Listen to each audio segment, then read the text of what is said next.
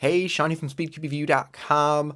We are finally going to go over EO, edge orientation, then I'm going to get into domino reduction, inverse. I've done that before, but going into half turn reduction, floppy reduction, things like that for what is the new meta for fewest move solving. Now for edge orientation, that's used in ZZ and Ru technically, although we're going to do it a little bit differently. So you can watch this even if you have no care for fewest moves and just want to understand edge orientation. What I'm going to do is first go through some basics, how to find it, and I'm going to make it a little more simplified and then be a little bit more advanced later on in the video, so that way everyone can hopefully feel comfortable learning it.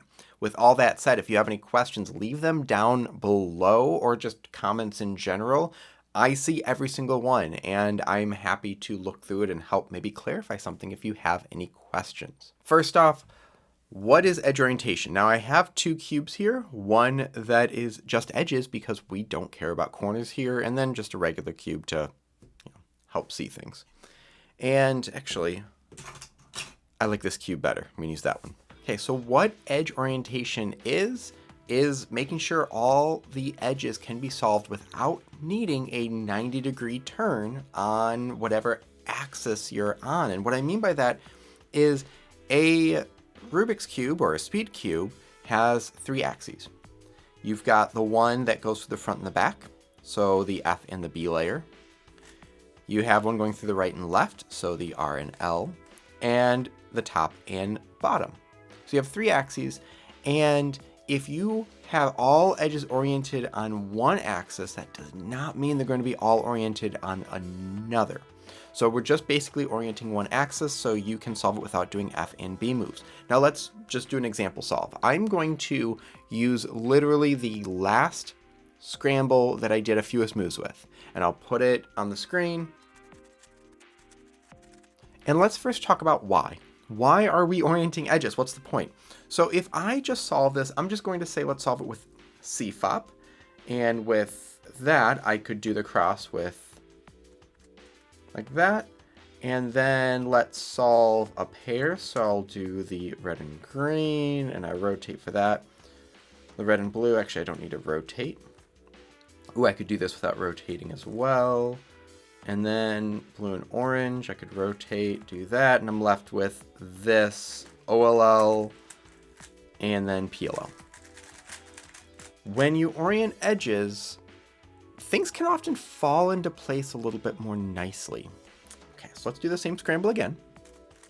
Now, I have not checked this out, so we're just going to solve this together and see what happens. But I'm going to orient the edges where it's going to be the front and back axis. So I'm going to orient all these edges, and we'll go into how to do that in a moment. But let's see here. I could do, now all edges are oriented. So to finish this up, I could then do, and I solve that pair, and everything else can now be solved without a rotation. Often pairs can be easier to make. And at the very end, cross is already done. Although, don't like V-perm to end. Orienting the edges makes it so you don't need to rotate, and also things just fall into place. Often if you orient edges, you can make pairs more nicely if you're block building, and it's easier to see things. In general, jumping a little ahead, the meta that most people use for really advanced sub 25 average fewest moves is making it easier for us to see things as humans. Easier to see things by orienting pieces till you can just put stuff together at the end. So let's talk about how we do this. And when an edge is misoriented, I'm going to switch to this cube so we can see it a little bit more clearly. When an edge is misoriented, so I'm going to misorient these four. You always have an even number of misoriented edges, 2, 4, 6, 8, 10, or 12. And so I'm going to misorient 4 with a 90-degree turn. And now these 4 edges are misoriented. They are often called bad edges. And no matter what I do, I cannot get that green and white edge back here, no matter what I do, without doing a 90-degree F, or B move. There's nothing I can do to finish that, to solve that. There we go. And you can try that. Do a 90-degree turn on one face and then see if you can solve it without doing another one or rotating. And you can't. It's not possible. And so for now, for this video, I'm going to do F and B for all of the EO. And we'll adjust it at the end. You very much want to be comfortable doing it on all 3 axes. But we're just going to start with F and B. And actually, I'll do white on top, just because that's how we often scramble the puzzle. Let's go into what is a good or a bad edge. And I'm going to do this again, this 90-degree turn. What you could say is just look at all 12 edges and go, okay, which ones can I solve without doing that 90-degree turn? That's a bit too much for me. It's too much thinking for each piece. So I made a rule. The rule that I made up is that we're first going to look at just the top, the bottom, and then the front and the back of the E-slice. And what we're going to look for is this. If you see whatever colors on the top and bottom, so white or yellow, on any of those pieces, you're good. It's oriented correctly. If you see whatever colors on the right or left, so let's say red and orange for this case, it's automatically bad. The only one you have to then really think about is if you see the front and back color. If you see the front and back color, and then on the other side of that piece you see white or yellow, it's the opposite. It's bad. And if you see the front or back color and the other side of the edge is red or orange, you're good. Let's test this out. I'm going to do an F move, and then I'm just going to randomly scramble. I'm not going to pay attention to what I'm doing. And actually, I could do 90-degree turns on the other faces. I was avoiding that, but it doesn't really matter. And I can do a 180-degree turn on the front and back. Okay, let's find these pieces. We know we have 4 of them. And first, I'm going to look at the top and the bottom, front and back, for just the red and orange colors, because those I know for sure will be bad. There's one, that's bad. Let's look on the bottom. There's one, that's bad. And the E-slice, don't see it. So 2 bad for sure, here and here. Then I'm going to look for the green or blue and see what colors next to it. So here's blue with orange. That one's okay. Here is blue with red. That one's okay. Here's green with yellow. That one's going to be bad. And then we have green and white. Okay, so bad, bad, bad, bad. 4 bad edges. There we go. What you're going to do is put them on either the front or back so you can do a 90-degree turn and then convert all those bad edges to good edges. We have 1, 2, 3, and 4. I am going to put them in the front, even though I already have a piece in the back. I'm going to move them all to the front. So I could do, let's say, move that one up to there, this one to here, this one down to here, and this one to here. And they're all good now. And then this whole thing can be solved with just, without rotating, without doing 90-degree turns. Actually, let me just do that. I'll do yellow cross here, and let's say just the edges.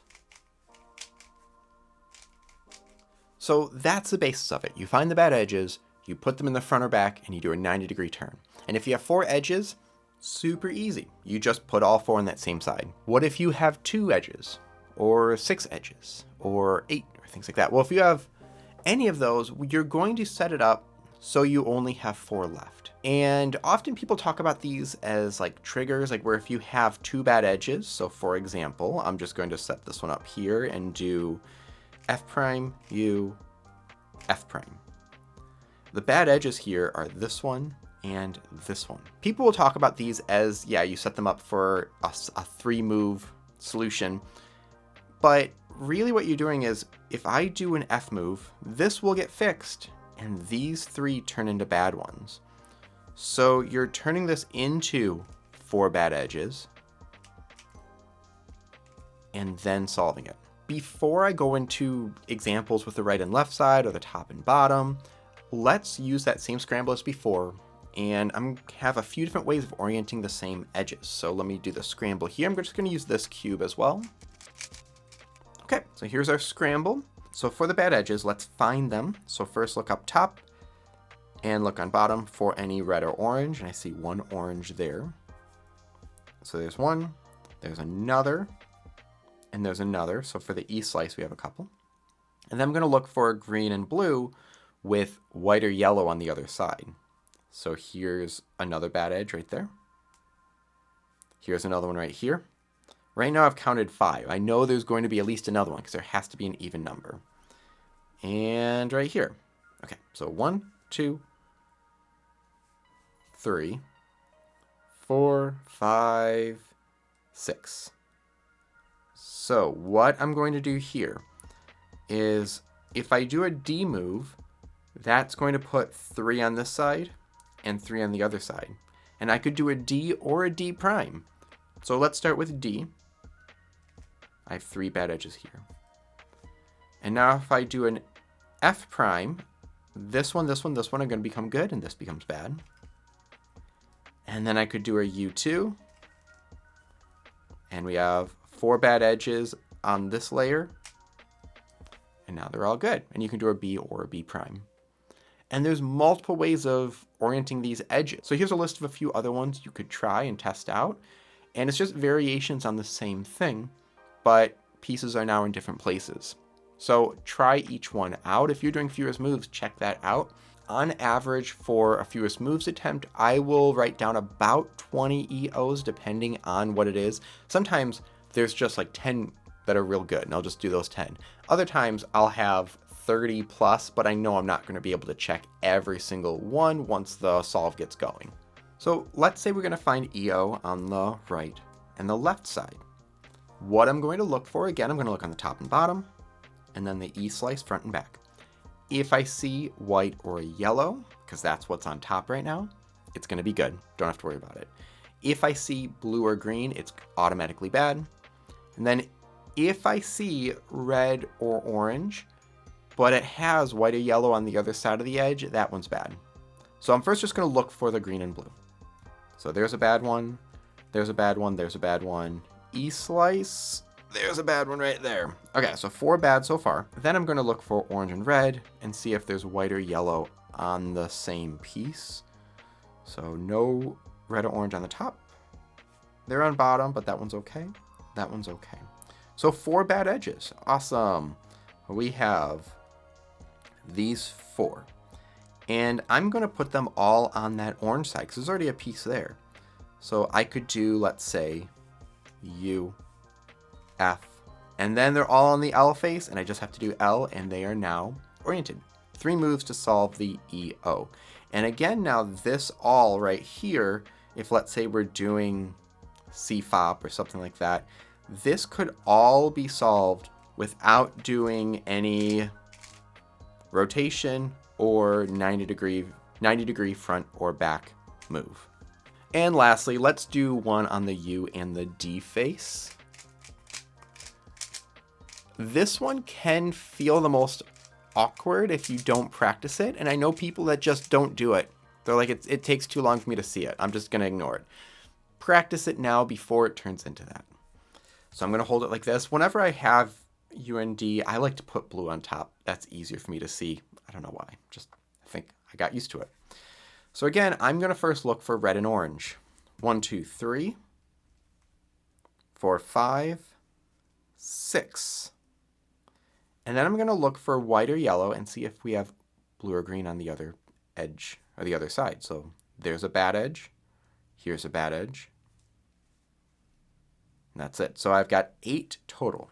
1, 2, 3, 4, 5, 6, 7. Where's that other one? 8. This was actually a really nice one. L and then U and D. 3 moves to solve 8 bad edges. That's rare. Often you'll have 4, 5 moves, 6 moves on some bad ones. But average, I would say 4 moves to 5 moves will be what you want to look for doing EO. Rarely would I even look at an EO that's 6 moves. Usually 5 moves is my limit. Now, for the most part, you will just do one axis when you solve. If you do more, I would recommend doing something like domino reduction and not just orienting other edges. It can help, but without corners getting into play at this point, it might not be the best use of your time. A lot of the top solvers just start right off with orienting edges. They'll immediately do that. They don't sit there and go, okay, what blocks can I make? What pairs can I make? Now, there's some amazing tools you can use to help yourself out. I'm going to link some in the description below. One of them is Nissy.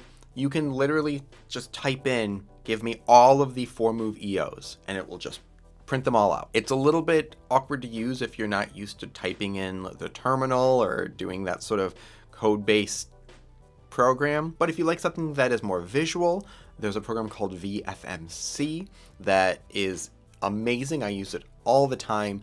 And there again, it's more just visually. You can say, I want this many EOs, and it will give you those EOs. So you can check those out to help yourself out. I suggest don't worry about scrambles.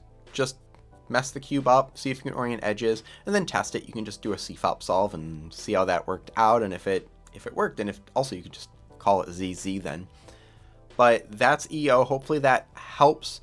Stay tuned for more FMC stuff in the future. I'll have a whole playlist below. I'm redoing all of these to match what the new meta is for this sort of thing. Thank you for watching. Leave your thoughts and questions down below. Hit like, subscribe for more content like this in the future, and always keep following SpeedCube with you for more news and reviews.